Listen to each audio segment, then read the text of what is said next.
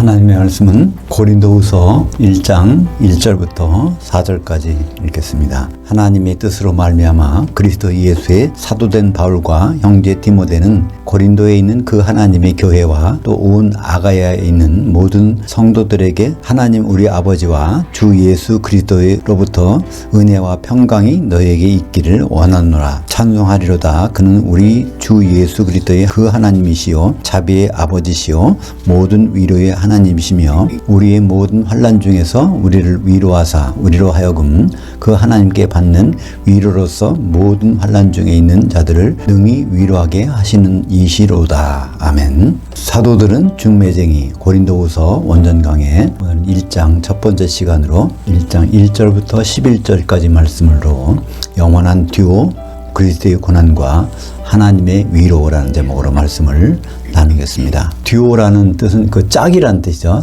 고난에는 반드시 위로가 따른다. 그리스도로 인하여서 받는 고난에는 하나님의 위로가 따른다는 내용입니다. 이 내용대로라면 그리스도 때문에 내가 고난을 받는다고 고난이 임한 상태라면 내가 하나님의 위로를 받겠구나. 어떻게 하나님이 나를 위로해 주실까? 그런 기대가 당연히 나오는 거죠. 고난이 있는데 하나님의 위로가 없어. 그럼 무엇일까요? 그리스도 때문에 받는 고난이 아니라서 욕심에 따라서 받는 고난이라면 하나님의 위로가 없겠죠. 그리스도로 인해서 받는 고난은 반드시 하나님의 위로가 따르게 되는 것입니다. 오늘부터 고린도후서를 같이 보겠는데요. 고린도후서는 바울이 마케도니아에 있을 때 기록한 것입니다.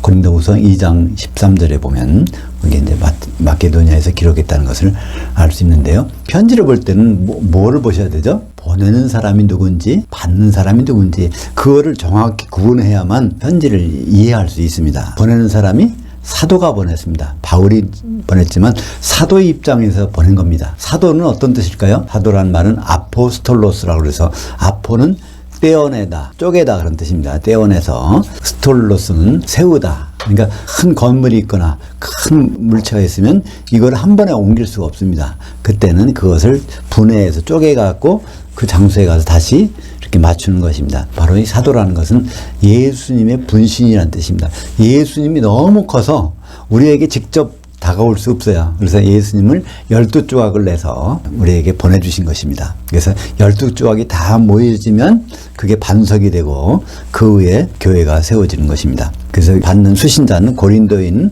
그 하나님의 교회 또 온 아가야에 있는 성도들, 수신자는 교회이면서 성도들이라는 것을 알 수 있습니다. 고린도는 하나 도시고요. 아가야라는 것은 그 지방입니다. 호남 지방에 있는 광주 하면 그런 거죠. 근데 고린도는 도시고 아가야는 그 전체 지방을 나타내는 것입니다. 예수님이 사도를 몇 명 뽑았죠? 마태복음 10장에 보면 12명을 뽑았습니다. 거기에 가룟 유다 포함해서. 근데 사도 바울이 사도라면 그게 어떻게 됐을까요? 요한계시록 21장 14절에 보면 거기 12사도가 나오는데 가룟 유다 자리에 누가 들어야 될까? 사도행전 1장에 보면 마띠아가 이제 뽑혀 들어가는데 그 마띠아가 사도일까 아닐까? 그건 사도가 아닙니다. 왜냐하면 바울이 사도로 정해졌는데 12사도에는 들어갈 수가 없죠. 바울이 들어가니까. 그러니까 가룟 유다 자리에 바울이 들어간 것을 볼 수 있습니다. 그럼 사도와 성도들이 과연 어떤 관계인지 마태복음 16장 18절 또 내가 내게 이르노니 너는 베드로라 내가 이 반석 위에 내 교회를 세우리니 여기에서 베드로는 페트로스 반석 조각 반석은 페트라 그래서 온전한 반석입니다. 이 말씀을 오해해서 로마 가톨릭에서는 베드로에게 또 천국 열쇠를 줬다. 베드로 위에 교회를 세웠다. 베드로처럼 신앙 고백하면 그게 교회다. 그 사람이 교회라. 이것은 천주교뿐 아니라 개신교 목사님들도 그 말씀하세요. 베드로 같은 그 신앙 고백, 주는 그리스도시요 살아계신 하나님의 아들입니다. 라는 고백을 한 사람이 바로 교회고 그 사람이 모여도 교회다. 이렇게 말해서 한 사람 한 사람이 다 교회라고 생각합니다. 그건 잘못이죠. 분명히 이 반석에다 세우겠다고 했어요. 이러한 반석. 그러니까 페트라에다 세우는 거예요. 근데 페트라는 뭐죠? 페트로스들이 다 모여야 돼요. 얼마큼? 온전하게 12이 모여야 돼요. 그러니까 12사도 위에 세워진 것이 누구의 교회? 내 교회. 예수님 교회입니다. 그 교회는 어떤 목사님의 교회가 아니에요. 우리는 보통 어떤 목사님 교회 이렇게 얘기하는데 그건 절대로 있을 수가 없습니다. 교회는 주인은 예수님 한 분이십니다. 예수님은 이것을 다 미리 말씀하셨어요. 사도들을 통해서 성도들이 교회를 한 몸이 되도록 세워지는 것을 그걸 맨 먼저 말씀하신 것이 요한복음에서는 어딜까요?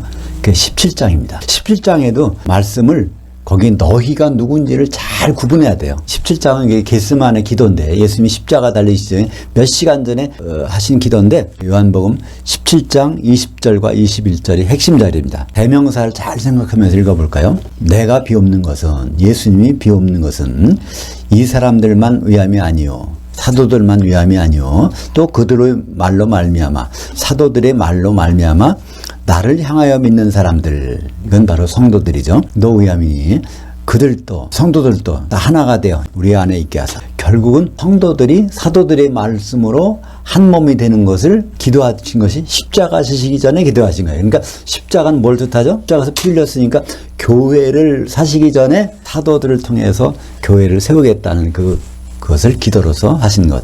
그것이 겟세마네 기도입니다. 고린도후서 11장 2절에 보면 사도들과 성도들의 역할이 나옵니다. 내가 사도로서 너희 성도들을 정결한 한 처녀로 한 남편인 그리스도께 드리려고 중매했음이로다. 예배 전에 우리 권사님이 하나의 그림을 보여주셨는데 예수님이 한편에 서고 한편에 한 신부, 세마포옷을 입은 신부가 섰는데 그 속에는 성도들이 다 들어가는 모습, 한 세마포옷을 여러 성도들이 그 안에 입고 있고 예수님이 신랑으로 서 있는 모습이 그림으로 그려진 것. 나 그런 거 처음 봤어요. 예수님은 여러 신부와 결혼이라는 거로 그림은 많이 봤지만 그건 처음 봤습니다. 근데 더 정확하게는 그런 것은 성경에 없습니다. 성경은 어떻게 되어 있을까요? 어린 양의 혼인 때는 신랑이 없어져요. 바로 신부 속에 들어가 있어. 어린 양의 혼인 때는 신부 속에 들어가 있는 모습을 어디서 발견할까요? 요한계시록 21장에 22절에 보면 거기에 성 안에 들어가 보니까 성전은 없는데 거기 어린 양과 전능하시니까 그 속에 계시니라. 새 예루살렘이 어린 양의 신부, 세마포옷을 입은 어린 양의 신부인데 예수님은 그 순간에 거기 들어가 계시다는 거예요. 한 몸이 되는 것, 하나가 되는 그것을 위해서. 우리 혼인식에서는 볼 수가 없죠. 인간의 혼인식에서는 그런 것이 있을 수가 없어요. 언제까지나 신랑과 신부는 옆에 서 있지만 따로 서 있는 거예요. 근데 우리가 영적으로 혼인하는 것은 우리가 신부가 되는 순간 신랑은 그 속에 들어가 계신다는 것을 알 수 있습니다. 에베소서 5장 31절 32절 그러므로 남자가 부모를 떠나 그의 아내와 합해서 그 둘이 한 육체가 될지니 이 비밀이 크도다. 나는 그리스도를 향하여와 교회를 향하여에 대해서 말하노라. 그래서 향하여란 에이스라는 전치사가 있습니다. 그죠? 그러니까 그리스도가 그냥 결혼하시는 것이 아니라 계속 신랑의 모습으로 가고 또 교회가 그냥 결혼하는 것이 아니라 바로 신부의 모습으로 가는 그런 상태에서 혼인이 이루어지는 그것이 하나님의 큰 비밀이고 그것이 하나님의 통치의 목적이라는 것을 알 수 있습니다. 그래서 에베소서 2장 20절에 다시 한번 나와요. 너희라는 것은 성도들이고 교회입니다. 그 사도들 곧 선지자들의 기초서구에 세우심을 입은 자들이라. 여기에는 뭐가 빠졌죠? 구약 성경은 없어요. 그죠? 사도들은 신약 성경을 이렇게 쓰니까. 그러니까 구약 성경은요, 교회와는 아무 관계가 없습니다. 다만 예수님이 어떤 분이신지를 잘 설명해 주고 있는 것이 구약 성경이죠. 요한계시록 21장 9절 이리 오라 내가 그 신부 곧 그 어린 양의 그 아내를 내게 보이리라. 하는데 그 하늘에서 내려오는 거룩한 그 성 예루살렘을 보이니. 그러니까 새 예루살렘이 어린 양이 신부고 그 새 예루살렘 속에 들어가 보면 거기에 누가 계세요? 어린 양이 계셔. 전능하시니와 함께. 요한계시록 21장 14절 그 성, 새 예루살렘 성에 성곽에는 12기초석들이 있고 그 위에는 어린 양이 12사도들이 12이름들이 있더라.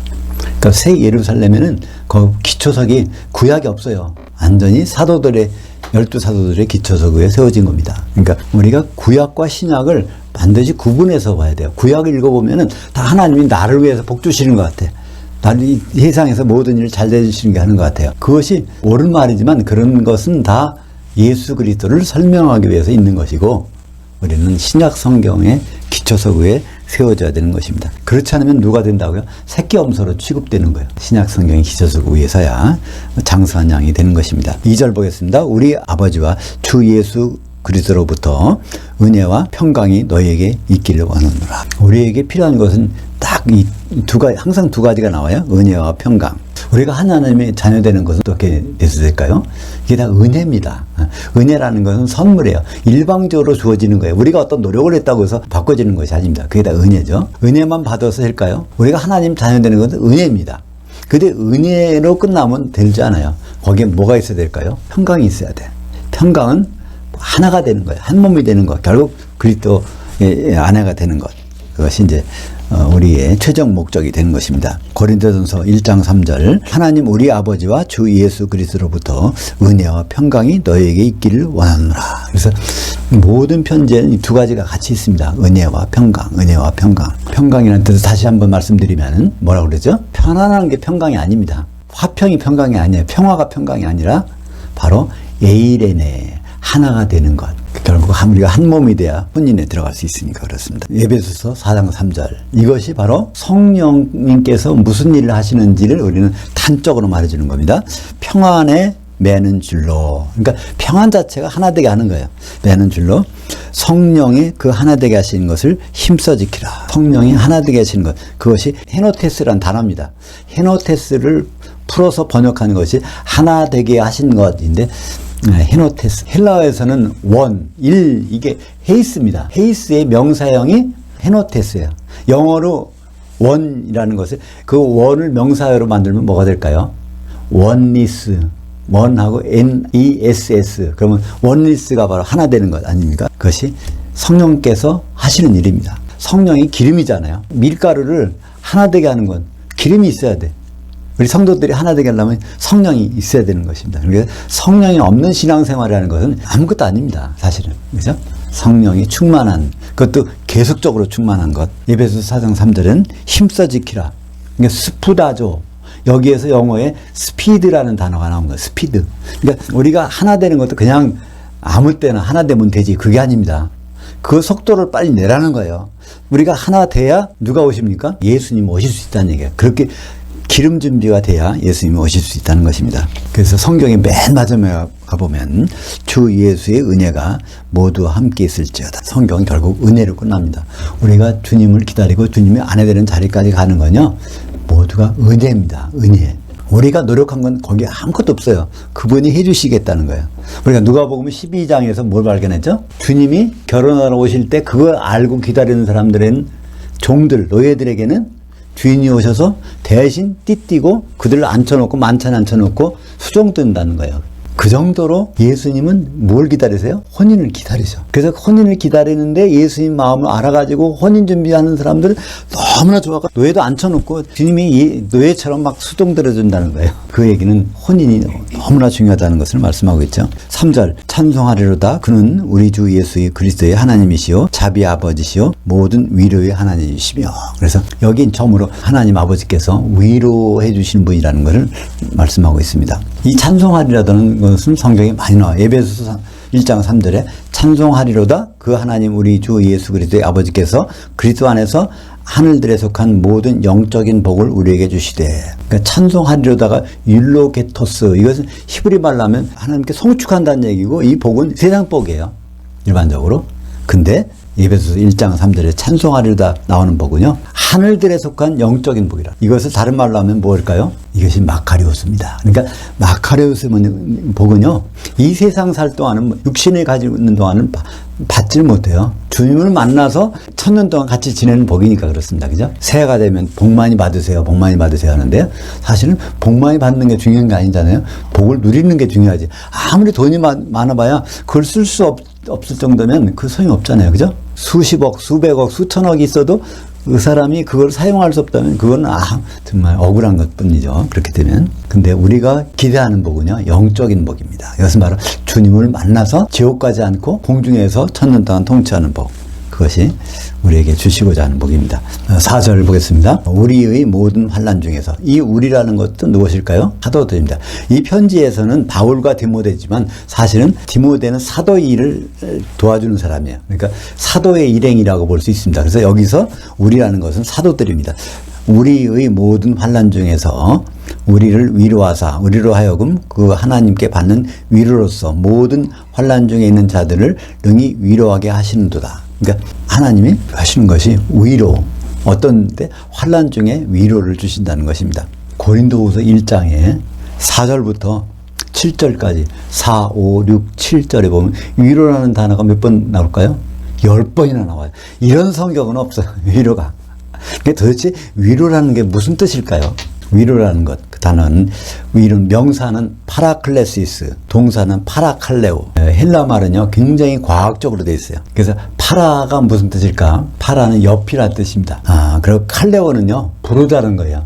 옆으로 불렀다는 거예요. 우리가 법정에서 보면 재판할 때 법적인 지식이 없어요. 그럼 누구 부를까요? 변호사를 불러놔. 그 말에서 나온 것이 파라클레토스. 파라클레토스를 우리말 번역에서 보혜사라고 해놨는데, 보혜사는 번역이 적당한지 모르겠어요. 적당한 번역은요 전담 변호사입니다. 전담 변호사. 옆에다가 불러서 앉혔다는 겁니다. 요한복음 14장 16절 17절에 이 보혜사에 대한 것이 자세한 설명이 있습니다. 내가 아버지께 구하겠으니 그가 또 다른 보혜사를 너희에게 주사. 이게 또 다른 일이 아니라 사실은 동질의 나와 똑같은 보혜사, 그러니까 변호사. 예수님이 오셨을 때 변호사로 오셨어요. 근데 나와 똑같은 변호사, 그러니까 성령님을 보내주시겠다는 약속이 있죠. 너희와 함께 있게 하시리니 그는 진리의 그 영이라. 세상은 능히 그를 받지 못하나니 이는 그를 보지도 못하고 알지도 못함이라. 이때 안다는 단어는요 친밀하게 안다는 거예요. 저는요 우리나라 대통령이 누군지 알아요. 근데 저는요 우리나라 대통령과 친하지 않아. 그래서 이 성경에서는 안다는 단어하고 친하게 안다는 단어하고 구분됩니다. 여기에서 안다는 단어는 친하게 안다는 단어, 기노스코를 쓰고 있습니다. 세상은요 성령이라는 단어, 그 성령이 있대. 기독교에서는 성령을 말한대. 그렇지만 세상 사람들이 도저히 이해하지 못하고 알지 못하는 것이 성령님이라는 것입니다. 그래서 성령은 어디에만 있을까요? 보혜만 있습니다. 그래서 세상은 전혀 성령을 알 수 없는 것이죠. 17절에 보겠습니다. 그는 진리의 그 영이라 세상 그를 받지 못하나니 이는 그를 보지도 못하고 알지도 못함이라. 그러나 너희는 그를 아나니 그는 너희와 함께 거하시며 또 너희 안에 계시겠습니다. 이 말씀을 잘 이해해 보세요. 지금 누가 말해요? 예수님께서 사도들에게 말씀하시는 거예요. 근데 그 성령께서 너희와 사도들과 지금 있다는 거예요. 오순절날 성령이 내렸는데 어떻게 사도들이 성령과 같이 있습니까? 그 얘기는 예수님이 계신 곳에 누가 있어요? 성령이. 예수님께 성령이 충만하니까 예수님 옆에 있으니까 사도들에게도 있다는 것입니다. 그죠? 현재 있는 거예요. 그런데 미래 어떻게 될까요? 너희 안에 계시겠습니다. 예수님과 있을 때는 사도들과 함께 성령이 계세요. 근데 예수님 가시면 그들 안에 항상 있다는 것입니다. 그들 항상 옆에. 파라는 옆에. 클레토스는 불러내서 거기 앉혀놨다 그런 뜻입니다. 요한일서 2장 1절 나의 자녀들아 내가 이것을 너희에게 쓰면 너희로 죄를 범하지 않게 하려 함이라. 만일 누가 죄를 범하여도 아버지 앞에서 우리에게 보혜사가 있으니 곧 의로우신 예수 그리스도라. 근데 이것도 파라클레토스예요. 근데 성경에서 다른 번역에 보면 거기 대언자라고 번역했는데 대언자가 아니라 파라클레토스, 변호자입니다. 이 말을 통해서 뭘 알 수 있을까요? 예수님이 변호사로 오셨었어요.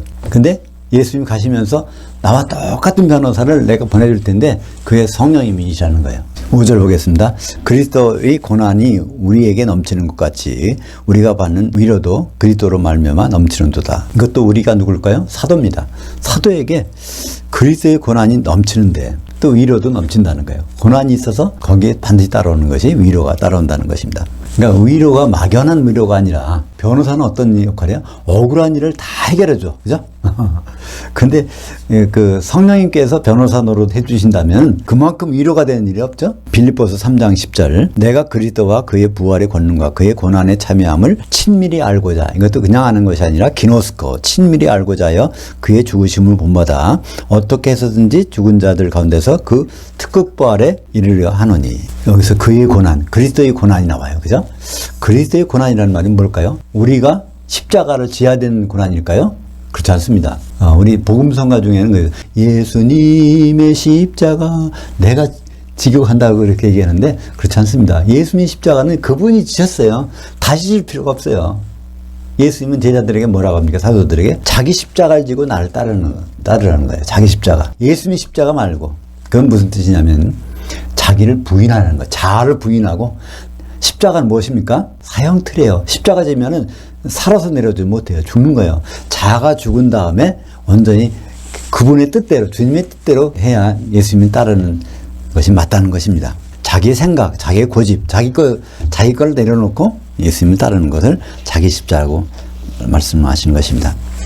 골로새서 1장 24절 나는 이제 너희를 위하여 받는 기름을 기뻐하고 너희는 교회와 성도들이죠.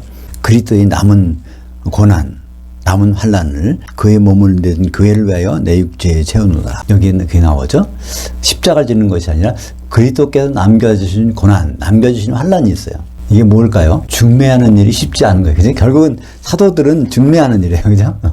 중매하는, 그게 그리스도께서 남겨주신 고난이야. 근데 우리는 결국 그분의 신부가 되는, 아내가 되는 준비를 하는 거예요. 이게 쉽지 않다는 거예요. 이게 아주 고난이고 환난이 된다는 것입니다. 그때마다 우리를 위로해 주시는 분이 계시다는 겁니다. 6절 보겠습니다. 우리가 환난당하는 것도 너희가 위로와 구원을 받게 하려는 것이요. 우리가 위로받는 것도 너희가 위로를 받게 하려는 것이니 이 위로가 너희 속에 역사하여 우리가 받는 것 같은 고난을 너희도 견디게 하시느니라. 그러니까 예수님과 혼인까지 가는 일은요, 순탄하지 않습니다. 그 길로 가려면은 참 힘든 일이 있다는 거예요. 그 힘든 일이 정말 그리스도의 고난을 참여하는 것인지 아닌지는 뭐로 알 수 있을까요? 그 힘든 일이 있는데 하나님이 위로가 충만해. 아, 그럼 이것은 정말 정상적인 고난이구나. 그런 생각할 수 있습니다. 근데 고난을 받는데 하나님이 위로가 전혀 없어. 그거는 내 욕심대로 하다가 번안당하는 것이구나. 그런 걸 알 수 있습니다. 그래서 이 고난도요, 위로가 따라야 되는 것입니다. 에베소서 3장 13절. 그러므로 너희에게 구하노니 너희를 위한 나의 환난들에 대하여 낙심하지 말라. 이는 너희의 영광이라. 그러니까 사도들이 굉장히 고난당한 것을 참 불쌍하게 어렵게 생각하지 말라는 것입니다. 그 일이 바로 우리를 세워주기 위해서. 그러니까 기초석이 돼가지고 건물을 떠받치면 얼마나 힘들겠습니까? 그죠? 환난이라는 말은요, 헬라어로 뚫립시스라고 하는데, 동사는 뚫립오. 이 말은요, 찍어 누른다는 거예요. 환난이란 말은요, 찍어 누르는 거예요. 우리가 무슨 환난 당한다고 할 때도 성경적으로는 막 위에서 막 찍어 눌러. 그것이 환난인 것입니다. 그때 하나님의 위로가 넘치게 된다는 말씀입니다. 7절 보겠습니다. 너희를 위한 우리의 소망이 견고하면 너희가 그 고난에 참여하는 자들이 된 것 같이 그의 위로도 그러할 줄 압니다. 그러니까 우리가 교회 생활하는 거, 신앙 생활하는 거 정상적으로 하려면은 그때는 고난이 반드시 따르는데 그 고난에는 반드시 뭐가 따라요? 위로가 따라온다는 것입니다. 빌립보서 1장 29절 그리스도를 위하여 너희에게 은혜를 주신 것은 다만 그를 향하여 믿을 뿐 아니라 또한 그를 위하여 고난도 받게 하려 하심이라. 그래서 우리가 기독교인이라면, 신앙생활을 하고도 신앙인이라면 우리는 다시 한번 생각해 봐야 돼요. 내가 받고 있는 고난이 무엇인가? 내가 받는 위로가 무엇인가? 그게 없다면 정상적인 기독교인이 아니라는 겁니다.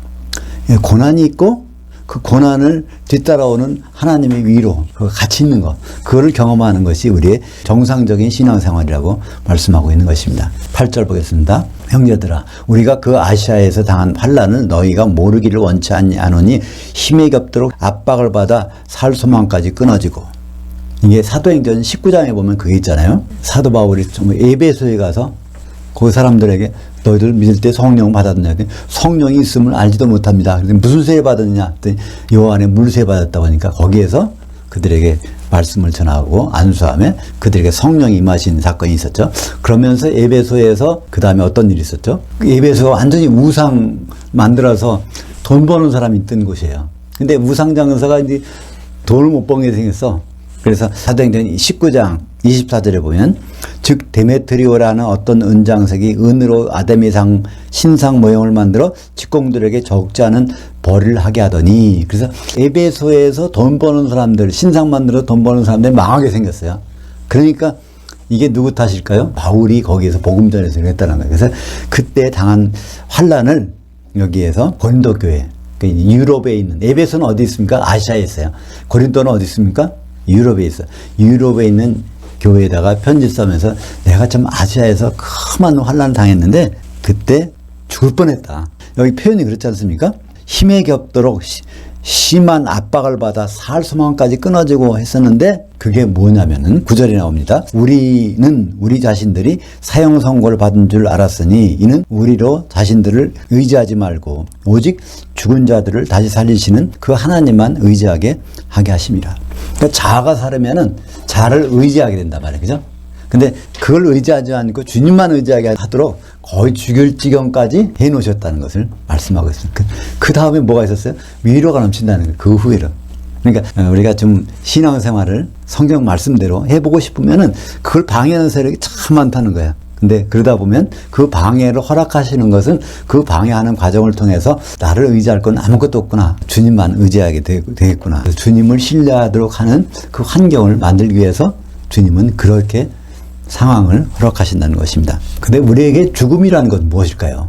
우리가 죽은 단계에 가면요, 그 다음 것을 생각할 수 있게 만들죠. 고린도전서 15장 44절. 지금 고린도후서는 고린도전서를 받은 사람들에게 보내는 편지예요. 고린도전서 마지막에 무슨 말씀이 있는가 하면 고린도전서 15장 44절. 혼의 몸으로 심고 영의 몸으로 다시 살려지나니 혼의 몸이 있은즉 영의 몸도 있느니라. 사람들이 참 어려워하는 것, 신앙생활에서 참 낭망하고 좌절하는 게 뭔지 아십니까? 이 육체를 가진 사람이 다라고 생각하는 거예요. 내가 하나님께 버림받았나? 왜 이렇게 힘들지? 왜 이렇게 죽게 생겼지? 왜 이렇게 아프지? 이것만 생각한다는 거예요. 그러나 우리는 그 혼의 몸만 생각하면, 혼이 들어가서 살고 있는 몸만 생각하면, 그런데 그게 아니라는 겁니다. 반드시 뭐가 있어요? 영의 몸으로 살려지는 게 있다는 것입니다. 주님을 만날 때는 영의 몸으로, 그 영의 몸을 가지고 천년을 사는 건데 우리가 육신의 몸만 생각하니까 그렇게 된다는 것입니다. 고린도전서 15장 52절. 그 마지막 나팔 소리가 나매 죽은 자들이 썩지 아니할 것. 이게 뭐죠? 영의 몸으로 다시 살려지고 우리도 변화되리라. 그러니까 우리의 소망은 영의 몸을 입고 영체로서 사는 주님 만나는 것. 거기에 우리의 소망이 있는 것입니다. 육체에서 어떻게 잘 돼가지고 잘 살아보자. 이 세상을 좀 잘 지내보자. 그것은 소망이 없는 삶인 것입니다. 10절 보겠습니다. 그가 이같이 큰 사망에서 우리를 건지셨고 또 건지실 것이며 이후에도 건지시를 그에게 바라노라. 그러니까 사도 바울이 그런 경험을 말해요.